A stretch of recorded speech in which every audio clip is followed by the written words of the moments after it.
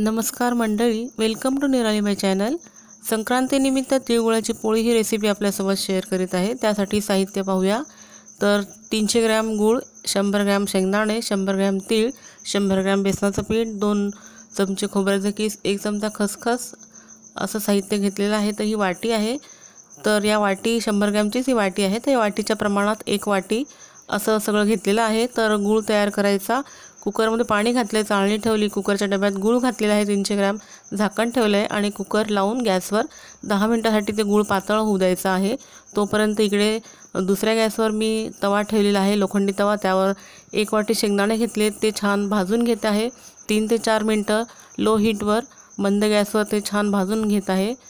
तर खरपूस असे शेंगदाणे भाजून घेतले, तर ते छान भाजले गेलेले आहेत। पहा, रंग बदललेला आहे, खरपूस झालेले आहेत आणि ते काढून घेते। आता त्यावरती 1 वाटी तीळ घातलेली आहे। तर तीळसुद्धा 3 ते 4 मिनिटं लो हीटवर भाजून घेत आहे। ती उडत आहे आणि ती भाजल्याचा खमंग वास येतो आहे, ती काढली। डाळीचं पीठ ते सुद्धा 1 वाटी घेतलं आहे आणि कोरडंच भाजून घेत आहे तव्यावरती, तेल किंवा तूप काही न घालता। रंग बदललेला आहे डाळीच्या पिठाचा आणि खमंग भाजल्याचा वास आलेला आहे, ते काढून घेतलं। गॅस बंद केला आणि 2 चमचे खोबरं आणि 1 चमचा खसखस तीही भाजून घेतलेली आहे गॅस बंद करून गरम तव्यावर। तूपसुद्धा पातळ झाले, गूळ पातळ झालेला आहे आणि आता हे तीळ भाजलेली ती बारीक करून घेतलेली आहे मिक्सरमधून। पहा, एकदम बारीक फिरवून घेतलेली आहे ती आणि त्यामुळे पोळी फुटत नाही आपली। तर शेंगदाणेसुद्धा भाजलेले मिक्सरमधून काढून घेत आहे।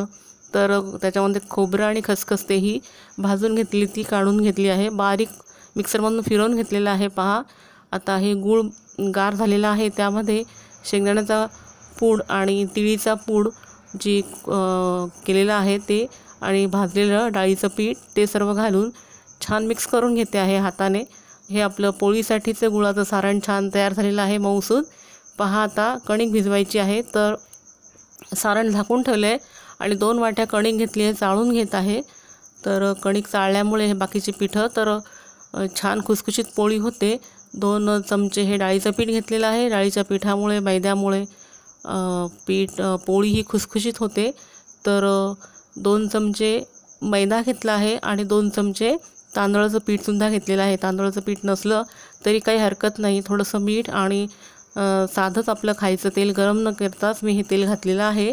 तर तेल घालून हे कोरडं पीठ आणि मीठ, तेल सर्व पिठाला तळून घेते आणि लागेल तसं पाणी घालून, थोडं पाणी घालून कणिक ही भिजवून घेत आहे।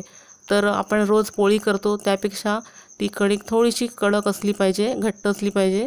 तर छान तिंबून घेतलेली आहे। पहा, तेलाचा हात लावून, पुन्हा थोडंसं पाण्याचा हात लावून आणि कणिक ही छान तिंबली गेलेली आहे, पाण्याचा हात लावलेला आहे। पहा, पुन्हा ती छान मिक्स करून घेते।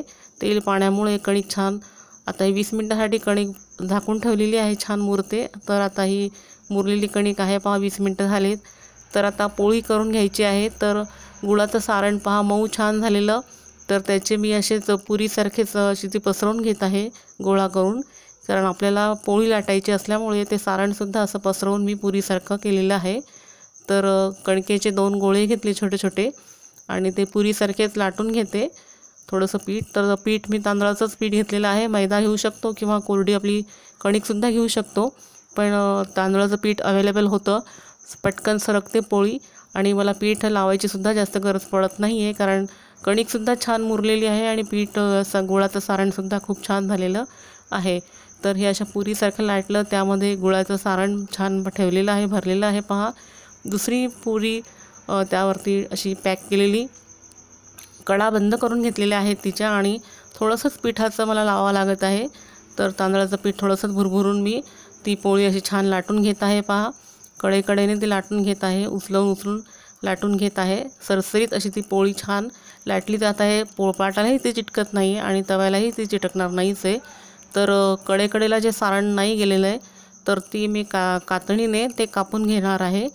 तर आता पोळी माझी छान बारीक लाटली गेलेली आहे आणि आता ती कातणीने मी पहा कडेकडेचं काढून घेत आहे। तिथपर्यंत सारण गेलेलं नाही, तर ती खाताना एवढी चांगली नाही लागत। तर तव्यावरती पोळी मी टाकलेली आहे शेकायला आणि ती छान भाजून घेणार आहे, शेकून घेणार आहे। तर लो टू मीडियम हीटवरच ती पोळी मी शेकून घेत आहे। तर सुरुवातीला एक बाजू झाली, थोडंसं तिला वरच्या साईडने बुडबुडे आले की ती काढून घेणार आणि मग दुसऱ्या बाजूने ती शेकून घेईल।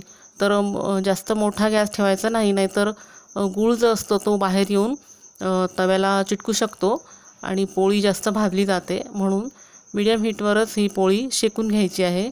तर ती पलटवून घेतल्यानंतर तूप लावलेलं आहे पहा, छान टम्म फुगलेली आहे आणि छान रंगसुद्धा आलेला आहे पहा, तिला असे डाग पडलेले आहेत।